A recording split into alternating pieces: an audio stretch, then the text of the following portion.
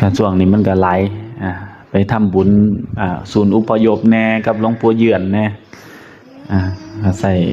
เข่าหลายเติบอยู่เราว่าเอาไปซอยหลวงพ่อเยือน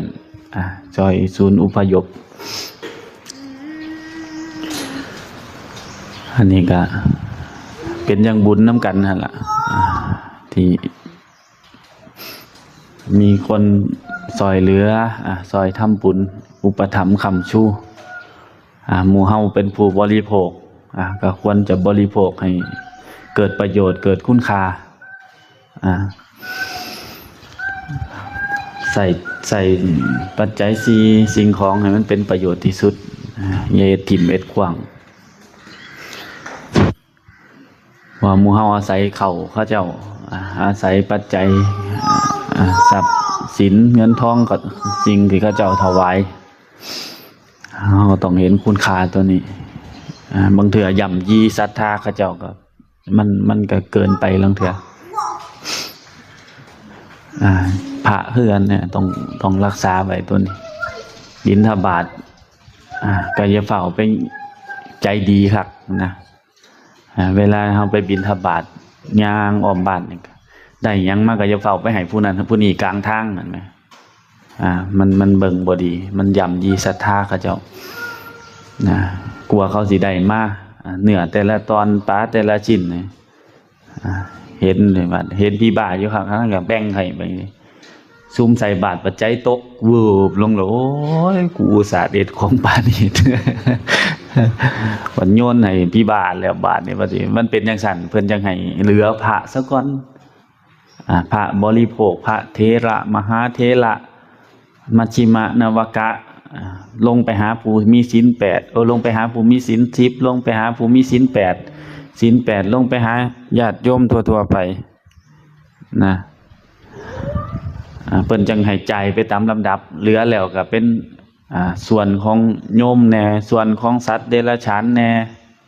มันจังแม่นมันจังใส่เขาใส่น้ำเข้าให้มันเกิดประโยชน์เกิดคุณค่าบ่แม่นเห็นหมาอยู่ข้างทางโยนให้หมาเซ้ยบ่แม่นเด้ปลาดุกโตบักใหญ่โยมกว่าเขาสิค้ามาได้มันบ่แม่นธรรมดาสิ่งที่เขาเจ้าให้ย่อใส่เก่าใส่หัวให้มันเหลือซะก่อนแจกท่านไปตามลำดับเพิ่นว่าแจกผัดไปตามลำดับเริ่มต้นพระผู้ใหญ่ก่อนถ้ามีพระมหาเถระให้พระมหาเถระเพิ่นได้พิจารณาก่อนลงมาสู่พระเถระลงมาสู่พระมัชฌิมะลงมาสู่พระนวกะลงมาสู่สัมมาเนรการแจกพัดไปตามลำดับมันจึงจะถือเด้คันแม่นนั้นเฮาก็โอ้ยย่ำยีข้าเจ้าอุตส่าห์ข้าเจ้าหาสิ่งของมากว่าจะได้แต่ละอย่างมันบ่แม่นเรื่องง่ายๆคนบางคนนี่เป็นเรื่องยากสำหรับข้าเจ้าเด้กว่าสิได้เนื้อตอนหนึ่งทอดใจบาดแย่งจากลูกจากหลานลูกหลานจะกินก็หายไว้กูเสียเอาไปใส่บาตรว่าสันแนวแสบๆอีลีแล้วตะกี้พอใหญ่แม่ใหญ่เตรียมข้าวใส่บาตรเนี่ยกูไปสิไปกินกับบ่ได้เพิ่นหายคอมีแต่แนวแสบๆหลานห้องให้อยู่บัดนี้สิกินก่อนกับบ่ได้เด้ผู้เฒ่าสมัยก่อนค่อนข้างมีศรัทธาที่อันนี้แน่จักหน่อยเขาจะใส่บาตรพระนี่ไปจกกินของเพิ่นก่อนบ่ได้เด้หายหัวขนาดเด้นี่เขาเอิ้นว่าคนมีศรัทธาที่บ่อยากให้สิ่งของเจ้าของเป็นเด่นมันบ่แม่นว่ากินน้ำกันโลดเฮาบ่แม่นเด้มันเหลือมันแบ่งออกอันใดเฮาสิใส่บาตรอย่าบ่แม่น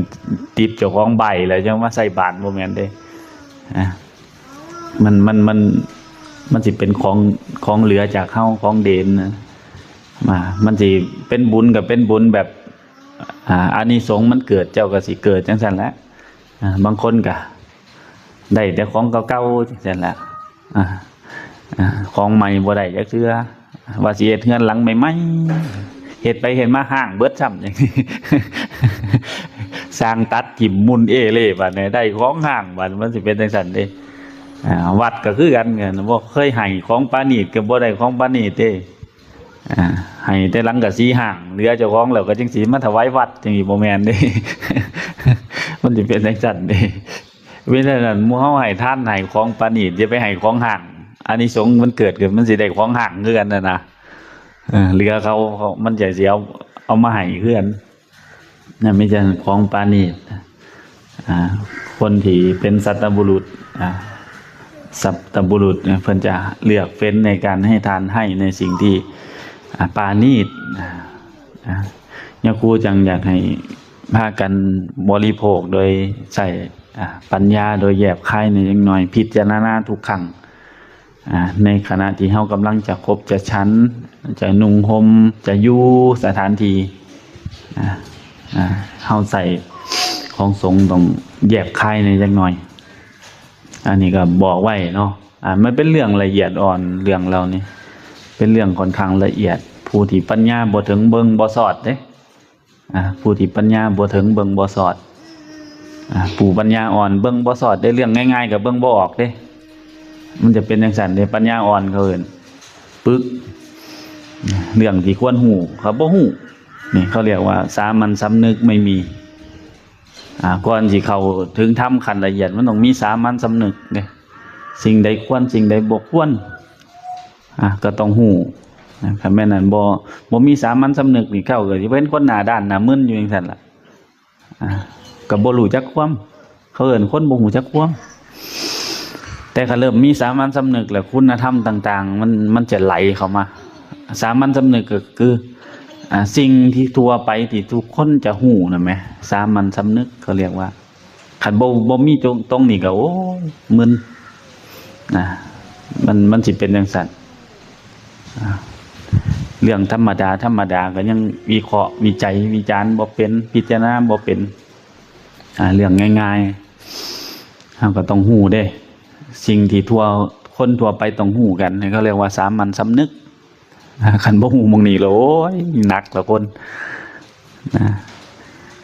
ยากที่จะเข้าถึงธรรมได้มิฉะนั้นหมู่เฮามาอยู่จังซี่สามัญสำนึกในการอยู่ร่วมกันสิ่งใดควรสิ่งใดบ่ควรเฮาต้องพิจารณาเบิ่งบ่แม่นว่าตามใจเจ้าของบางเทื่อตามใจเฮาเนี่ยใจเฮามันบ่ทันได้มีสามัญสำนึกมันก็ตามไปเรื่อยไปมามันก็อยู่กับหมู่คณะบ่ได้เกิดการทะเลาะเบาะแว้งกันสิ่งใดควรก็บ่ฮู้สิ่งใดบ่ควรก็บ่ฮู้ต้องพิจารณาเองเฮามานั่งสมาธิคุมมือเจริญสติปัญญาอยู่คุมมือเรื่องเล็กๆน้อยๆควรจะฮู้อย่าให้บอกดุหลายบ่แม่นเด็กน้อยคือจังเวลาเฮาสิเข้ามาศาลาจังซี่ปิดเปิดทุกครั้งประตูปิดเปิดทุกครั้งเป็นหยังคือเฮ็ดหัวไว้ย้อนว่าหมากวนยามมื้อเช้าแล้วเฮ็ดสังเกตเบิ่งหลายมื้อแล้วเวลานั้นหมู่นั่งสมาธิพยายามปิดเปิดทุกครั้งแล้วก็เบิ่งทุกครั้งก่อนจะเข้าบ่แม่นว่าให้หมาเข้ามานำบ่แม่นเลยอย่าเผลอหมู่นั่งสมาธิอยู่ยังผู้สังเกตเบิ่งสักพักหนึ่งแล้วมันคือหมาคือมาเห่าเข้าแน่ในศาลาอย่าให้มันเข้ามาเพราะนั่นถ้าเข้าต้องปิดเปิดประตู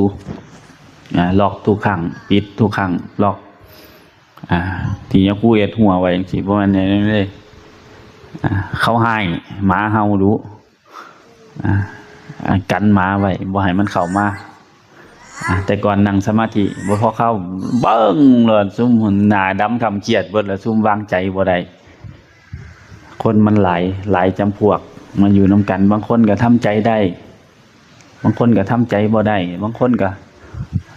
ฝึกสติได้ดีแล้วบางคนก็บ่ทันได้ไปไสอยู่ก็มีมันก็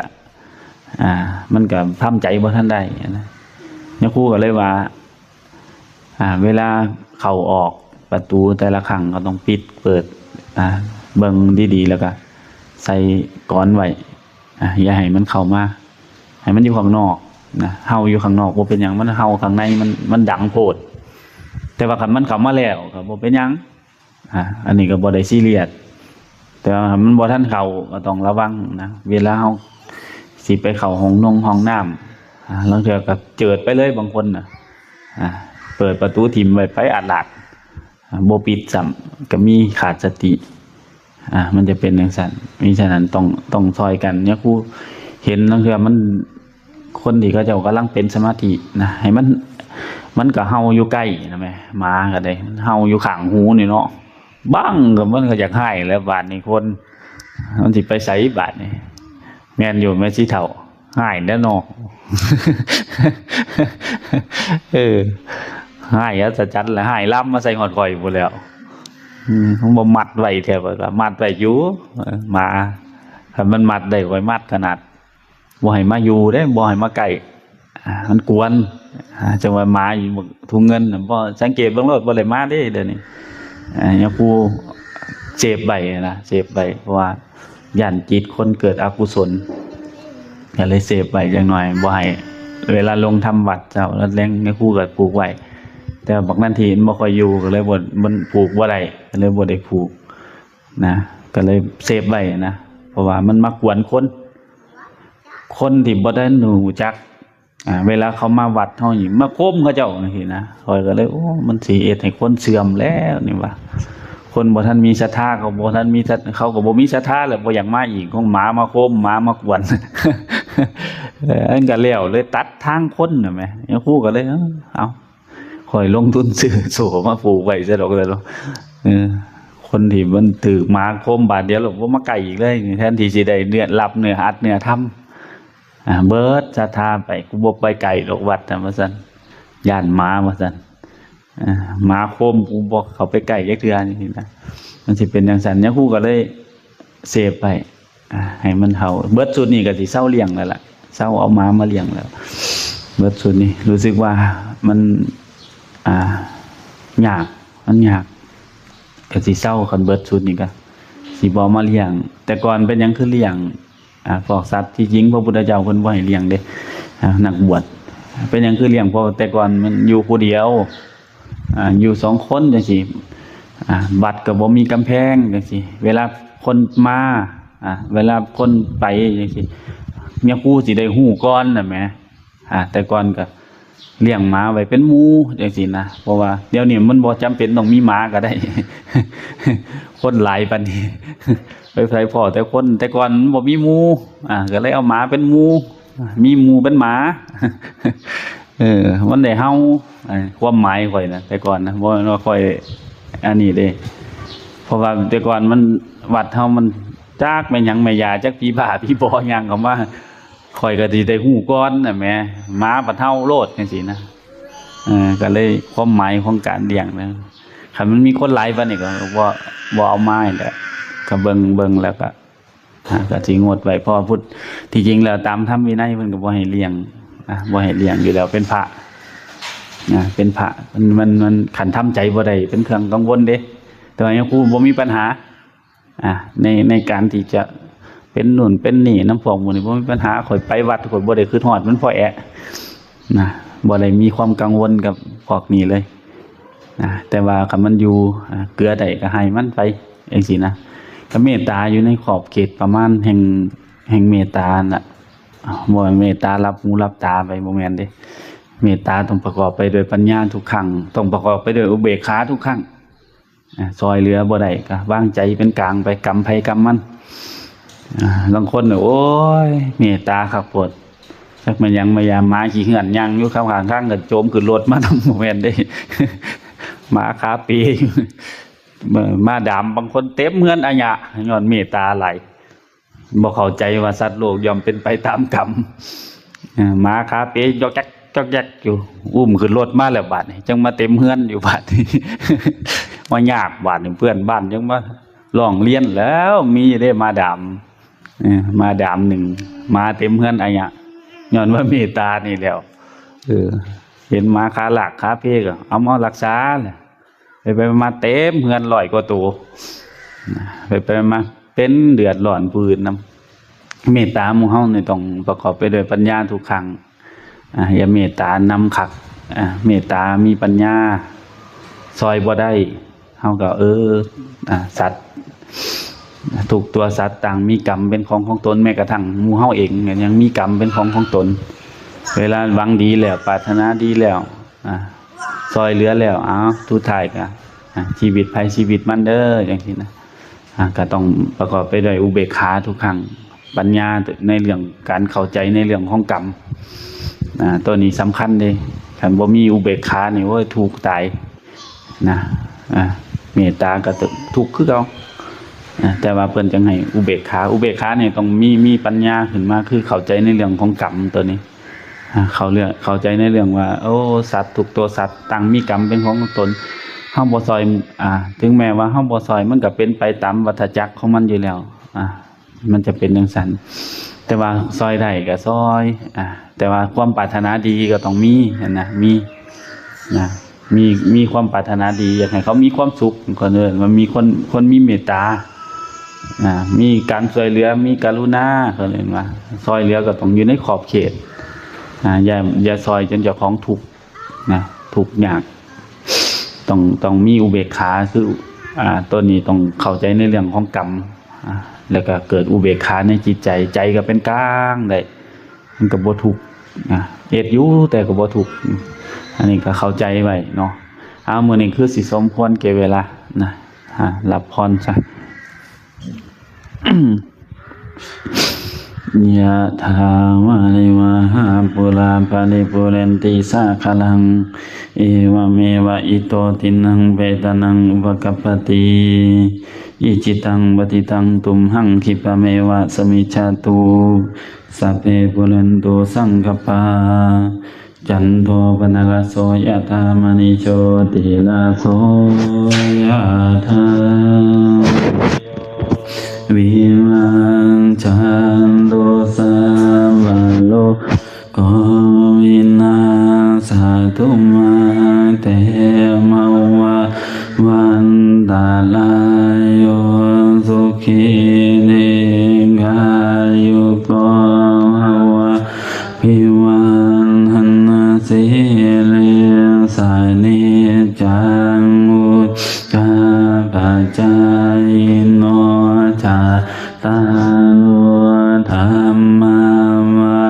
ฏันติอายุวันโนสุขังภาลังภวัตุสาภามังมาลาภันโนสาภาเทวตาสาภาพุทธานุภาเวนัสสัทธาโสติภวันตุเตภวัตุสาภามังมาลาภันโนสาภาเทวตาสาภาธรรมานุภาเวนัสสัทธาโสติภวันตุเตภวัตุสาภามาคาลังลาภันโนสาภาเทวตาสาภาสังฆานุ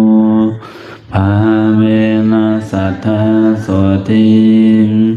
ภาวันตุเตวะริสังฆโยนิโสวินัมปตังวะติเสวามิเนวะทวายนะมัทธายนะมนานายนะวิภูสนายะยาวะเทวะอิมัสสะกายะสัตติติยายาบานายะวิหิงสุปาราติยาภัมมาจาริยานุคหายะอิติปุรานัญจเวทานังปฏิหังหามิจเวทานังนาอุปาเทสามิยาดาราจเมภาวิสติอนาวัจตาจะภาสุวิหารโลจาติ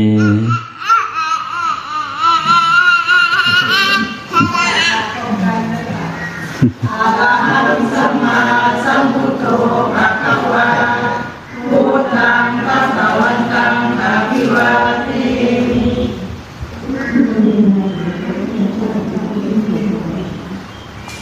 ภะวะหะโตภะคะวะตาธัมโม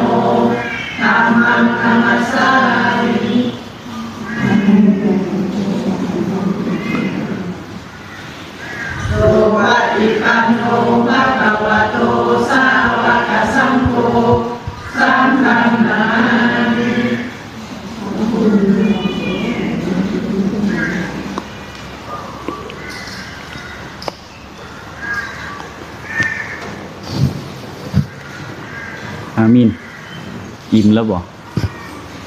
อิ่มแล้วบ่หึ